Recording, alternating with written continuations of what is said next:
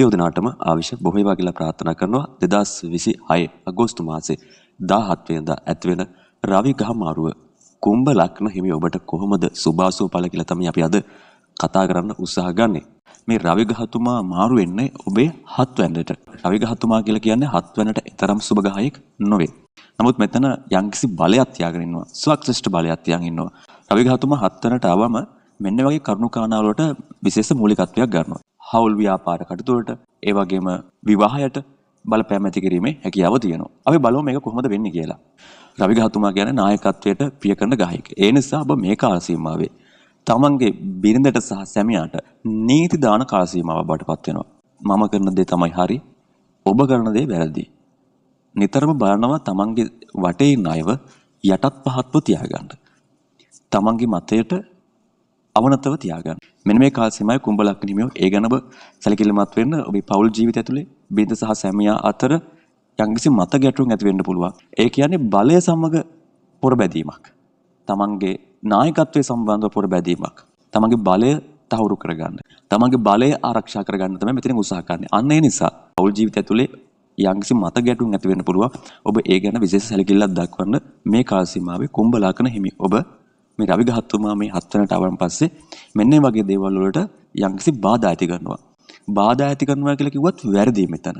එහෙම දෙයක් නෙවෙයි. ඔබට මේක හදා ගන්න පුළුවන්. මේ අවස්ථාවේ ඔබේ මතයට පමණක් නිවැරදියයි කියලා අන් අයව තලාපෙලා යන්න එපා.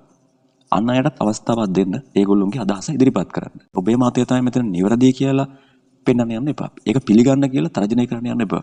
එහෙම නැත්නම් ඔබේ පවුලේ ඇතුලේ බිරිඳ සහ සැමියා අතර ප්‍රශ්න ගැටලු ඇති කරන්න ගොඩක් ඉඩකඩ තියෙනවා. මොකද බලයට කැමති කෙනෙක් තමයි රවි කියන්නේ. නායකත්වයට කැමති කෙනෙක් තමයි රවි කියන්නේ. මූලිකත්වයට කැමති කෙනෙක් තමයි රවි කියන්නේ. තමන්ගේ බලය පතුරවන්න තමයි රවි උත්සාහ ගන්නේ.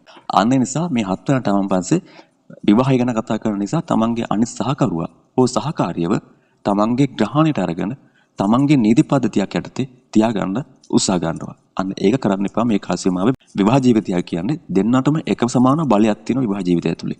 මේ රවි කියන ගහතුමාවන් පස්සේ ඔන්න වගේ දේවල් වලට බාධා ඇති කරනවා. මෙතන හවුල් ව්‍යාපාර කටයුතු වලටත් බාධා ඇති කරනවා. ඒක කොහොමද වෙන්නේ? දැන් ඔබ හිතන්න හවුලේ ව්‍යාපාරයක් පටන් ගත්තා කියලා. මෙන්න මේ කාලේ ඔබට හිතෙනවා හවුල් කරුවා කරන දේ වැරදි, මම කරන දේ තමයි හරි. ඒ නිසා හවුල් කරුවා කියන මතයට වඩා ඔබේ මතයේ නිවැරදි බව හවුල් කරුවාට පෙන්වන්න යනවා. නැතිනම් හවුල් කරුවා ඉවත් කරලා ඔබ තනියෙන් ඒ බලය පතුරවන්න, ඒ බලය ගන්න උත්සාහ ගන්නවා. අන්න එහෙමුනම් පස්සෙත් හවුලේ දෙන්නෙකුත් එක වැඩක් කරලා එක්කෙනෙක් පහතර දාන කොටත් එතන හවුල් ව්‍යාපාරවල පුංචි පුංචි ගැටුම් ඇති වෙනවා. අන්න ඒ නිසා ඒ ගැනත් ඔබ සැලකිලිමත් වෙලා වැඩ කටයුතු කළොත් ඒකේ තියෙන දුර්වලතාවල් නැති කරගන්න පුළුවන්. මෙතෙන්දී අර බාධාවක් කියලා ගන්න අපි රවි ගහතුමා ඇවිල්ලා ඒ වගේ දේවල් වලට බාධා කරන්නේ නැහැ. බාධා කරනව නෙවෙයි.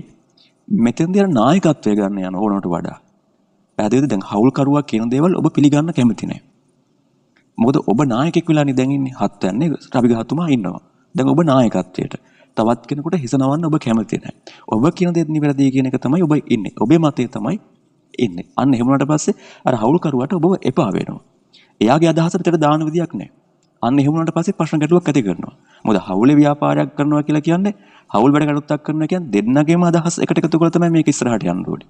දැන් මේ වගේ අවස්ථාවක ඔබ තනි මතයක් පාවිච්චි කරනවා. එහෙම වුණාට පස්සේ මෙන්න හවුල් ව්‍යාපාර කටයුතු වලට යම්කිසි බාධාවල් ඇති වෙනවා. ඒකත් ඔබ විශේෂයෙන් මතක තියාගන්න. ඒ වගේම තමයි මෙතන රවි ගහතුමා ඉන්නකොට ඔබ අන් අයගේ ආකාශයට ලක් වෙන ගතියකුත් පෙන්වනවා. ඒක ඔබට සුබයි. අන් අයගේ ආකාශයට ලක් වෙනවා. අන්න ඒ නිසාම සමහර විට ඔබ සම්මති සමාගම් වල ඉහළ පුටු වලට ඔබ යොමු වෙන්න පුළුවන්. අපි කියන්නේ ඡන්දයක් විමසලා ගන්නවා කියලා. ඔබේ අධ්‍යාපන සුඛං අනුව, ඔබේ දැනුම අනුව, ඔබේ බුද්ධිය අනුව ඡන්දයක් විමසලා යම්කිසි පුටුවකට කවුරු හරි සභාපති කෙනෙක්, ලේකම් කෙනෙක් තෝරලා ගන්නවනේ. අන්න ඒ වගේ අවස්ථාවලදී ඔබත් එතනට සුදුසු පුද්ගලයෙක් නම් සමහර විට සමථ සමාගමක ඉන්න කෙනෙක් නම් ඒ වගේ තැනකට ඔබ යොමු වෙන්න පුළුවන්. මොකද අන් අයගේ ආකර්ෂණය ඔබට ලැබෙනවා. මෙතන රවි ගහතුමා ඉන්නේ නායකත්වයට මූලික කෙනා. ඒ නිසා ඔබට මේ තැන්වල නායකත්වයක් හොබවන්න අවස්ථාවලුත් ඔබට සමාජයෙන් ලැබෙනවා. සමථ සමාගම් වල ඒ වගේ ඉහළ පුටු වලට යන්න පුළුවන්. ඒ වගේම තමයි ආයතනයක උනත් එහෙමයි. ආයතනයේ ප්‍රධාන තනතුරක් ලබා ගන්න ඔබට සුදුසු පුද්ගලෙක් නම් මෙන්න මේ අවස්ථාවේ ඒ තැන් වල යොමු වෙන්න අවස්ථාවක් තියෙනවා. ඒක හොඳයි ඔබට. මෙතන නරක නෙවෙයි, හරි අවබෝධයකින් තමයි මෙතන වැඩ කටයුතු කරන්න තියෙන්නේ. විශේෂයෙන් ඔබ මේ කාරණාවත් මතක තියාගන්න ඕනේ. ඔබ ආයතනයක හෝ සමථ සමාගමක හෝ දැනට ඔබ ප්‍රධාන තනතුරක් හොබවනවා නම් මේ කාරණාව මතක තියාගන්න. දැන් මම මේකට උදාහරණයක් විදිහට ගන්නම් ආයතනයක්. මේ කාල සීමාවේ ඔබ ආයතනයේ ඉහළ පුටුවක් ඔබ හොබවනවා නම් පහළ නිලධාරීවරුන්ට අනවශ්‍ය විදියකට ඔබ නීති දාන්න ගන්නවා. නීති ඉදිරිපත් කරනවා. ඔහොම නෙමෙයි කරන්න ඕනේ මෙහෙම. යම්කිසි ආයතනයකට යම්කිසි රූල් එකක් තියෙනවානේ. ඒ රූල් එකට කැමති වෙලානේ ඒ ආයතනයේ නිලධාරීවරු හෝ පහළ නිලධාරීවරු ඒ ආයතනයට බැඳෙන්නේ.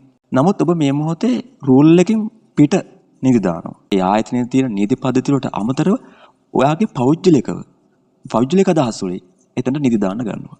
අන්න එහෙම වුණොත් එහෙම ආයතනයේ පහළ නිලධාරීවරුන්ට හිතෙන්න පුළුවන් මෙයා මේ කියන දේවල් වලට අපිට නටන්න බෑ. ඒ නිසා අපි මේ ජොබ් එකෙන් අයින් වෙලා යනවා කියලා. අන්න එහෙම වුණාට පස්සේ ඔබේ ආයතනයේ නිලධාරීවරු සේවක මණ්ඩලය ටිකක් අඩු වෙලා ඔබේ ආයතනය කඩාගෙන වැටෙන්නත් ඉඩකඩ තියෙනවා. ඒ නිසා මේ කාල සීමාවේ ඔබේ සේවකයන්ට ඔබ යටතේ ඉන්න නිලධාරීවරුන්ට නීති දාන්න යන්න එපා. එහෙම වුණොත් එහෙම ඒ අයට ඔබව එපා වෙනවා. මේ නීති දාන්නේ රූල් එකකින් පිට. එයාගේ හිතුමනාපට තමයි මේ නීති දාන්නේ. මේ කොන්දේසි දාන්නේ එයාගේ හිතුමනාපට. අපි කැමති නැහැ එයාගේ හිතුමනාපට වැඩ කරන්න.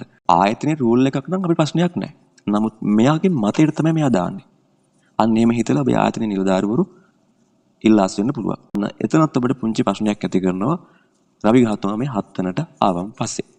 රවි ගහතුමා 7 වෙනට ආවම පස්සේ මෙන්න මෙහෙම දෙයක්ත් ඔබට සිදු වෙනවා. මේක සුබයි. ඔබට මෙතෙක් කල රාජ්‍ය ආයතනයකින් මොන හරි වැඩක් කරගන්න තිබුණා නම් මොන හරි දෙයක් රාජ්‍ය බැංකුවකින් මුදලක් ගන්න කුමන හෝ දෙයක් ඕනම දෙයක් රාජ්‍ය ආයතනයකින් ඔබට මොන හරි වැඩක් කරගන්න තිබුණා මේ කාල සීමාවේ. මෙන්න මේ කාල සීමාවේ ඔබ ඒකට උත්සාහ ගන්න අනිවාර්යයෙන්ම ඔබට හොඳ ප්‍රතිඵලයක් ලබා ගන්න පුළුවන්. රාජ්‍ය ආයතනයකින් මොනවා හරි ඔබට වැඩක් කරගන්න තියෙනවා නම් මෙන්න මේ අගෝස්තු මාසේ 17න් පස්සේ ඔබ මේ වැඩේට බහින්න අනිවාර්යයෙන්ම ඔබ හිතනවටත් වඩා ඊටමත් පහසුවෙන් ඊටමත් සරලව ඒ වැඩේ සාර්ථකව ඔබට කරගන්න පුළුවන් හැකියාව ලැබෙනවා. රවි ගහතුමා 7 වෙනි ඉන්නකොට ඒ වගේ දේවල් වෙනවා. හොඳ පැත්තට හොඳයි නරක පැත්තට නරකයි. රවි ගහතුමා කියන්නේ හොඳයි නරකයි දෙකම තියෙන ගහයි. සමහර කුටු වලට ආවන් පස්සේ හොඳයි නරකයි දෙකම වෙනවා. මෙතෙන්දි කරන්න තියෙන්නේ හොඳ දේවල් මොනවද නරක දේවල් මොනවද කියන එක අවබෝධ කරගෙන නරක දේවල් අවබෝධ කරගෙන ඒවා නොකර ඉඳීමත් හොඳ දේවල් අවබෝධ කරගෙන ඒවා කරන්න යෑමත් තමයි හොඳ සාර්ථක ඵල නෙලා ගන්න පුළුවන්. ඔබට හොඳ දේවල් නොකර ඉඳලා ඔබට නරකයි කියන දේවල් කරන්න ගියාට පස්සේ තමයි මෙතනින් ලොකු ප්‍රශ්න ඇති වෙන්නේ. මම හිතනවා කුම්භ ලග්නයේ ඔබට මේ කිව් කරුණු කාරණා ටික පැහැදිලි වෙන්න ඇති කියලා.